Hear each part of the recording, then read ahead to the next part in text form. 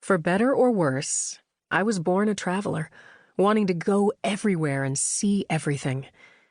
My clearest memory, at 5 or 6, was the morning I wrote not crookedly or hurriedly, but with care. "Dear Mother, how pretty you are. You are lovely to me. Goodbye. Martha." I found a thumbtack and fixed my letter to the newel post at the top of the stairs and walked out the front door taking nothing with me and not making a sound. Trotting down the block with purpose, for I had thought this out long before, I stole onto the cart of the man who delivered our ice, hoping to end up far from St. Louis and in the world. All that long summer day I was completely hidden and also exhilarated. Being stowed away was part of that, and how I'd gone off alone in secret. But even more convincing was the strangeness of what I saw through the cracks of the carriage.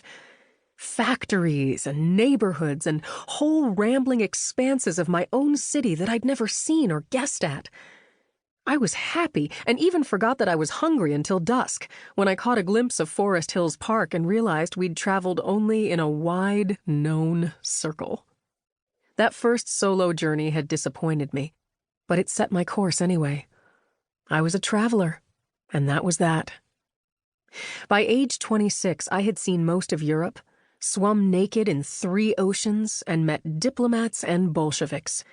College couldn't hold my interest, so I'd abandoned it, earning my own way. It seemed imperative not only to be on the move and feeling things, but also to be my own person and to live my own life and not anyone else's.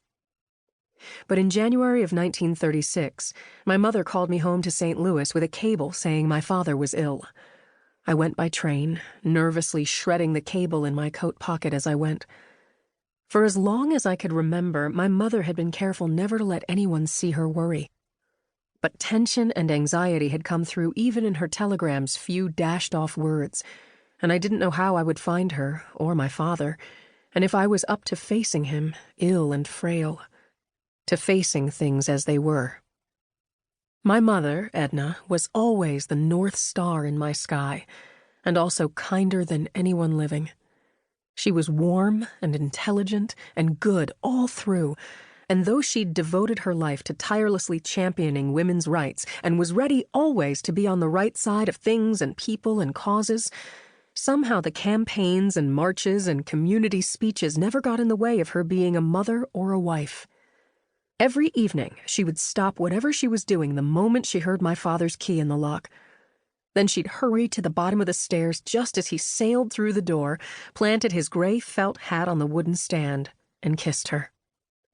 This evening ritual was a tender thing between them and their oldest habit, but it also seemed to be an inked-in promise of the future, of utter reliability going forward as far as it was possible to see, of all the kisses to come.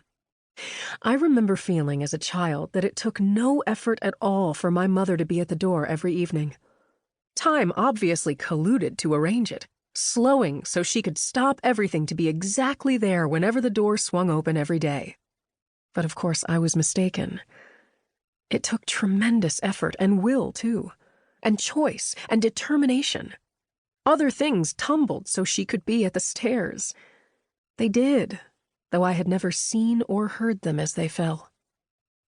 My father, George Gellhorn, was a celebrated and esteemed obstetrician with a busy practice and teaching positions at 2 hospitals, and a glowing, impeccable way of being in the world.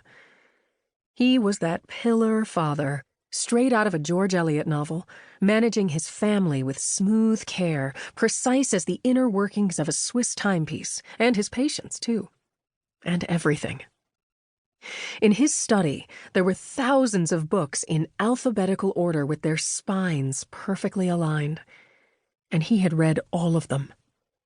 I thought he knew everything there was to know when I was a girl, and everything about me, too. Maybe that's why I was forever trying to please him and win his approval, so I could finally be the daughter I saw flickering with promise and possibility in his eyes. It was perhaps the greatest difficulty of my life, coming to terms with the truth. Of course that daughter didn't exist. She never could.